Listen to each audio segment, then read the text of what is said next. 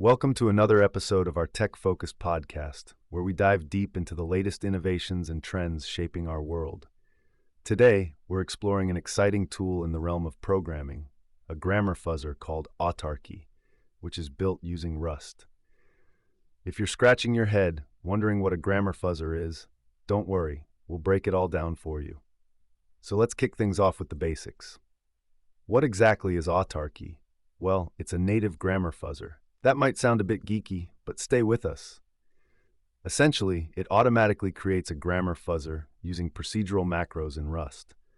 This is especially useful because typically, fuzzing requires a lot of manual setup, but with Autarkie, much of that complexity is abstracted away. It's almost like having a sous chef in the kitchen, handling the prep work while you focus on the main dish. Now, Autarkie was heavily inspired by another tool called Nautilus. To put it simply, it serves as a drop-in replacement for actual grammar fuzzing. And what's great is it supports both AFL++ and Cargo Fuzz. Don't be intimidated by these names if you're not familiar. They're just different fuzzing frameworks that help developers find bugs by generating random inputs. So whether you're working with Rust, C, or C++, you're covered. Let's pause for a moment. Can you imagine trying to ensure your code is robust against any kind of input, especially when you're juggling multiple languages? That's where the ease of use of Autarkie really shines. You can start fuzzing in no time. Speaking of ease, one of the standout features of Autarkie is that it eliminates the need for grammar maintenance. Since the grammar is part of the code itself, any updates to your project mean your grammar is updated too. This is a big deal. You know how sometimes when you make changes, you end up spending hours just adjusting the documentation or grammar? That's a headache that Autarkie helps you avoid. And here's another fascinating point. The grammar used in Autarkie is exhaustive. This means the compiler ensures every necessary type is included, so there's no guesswork involved. It's all taken care of for you.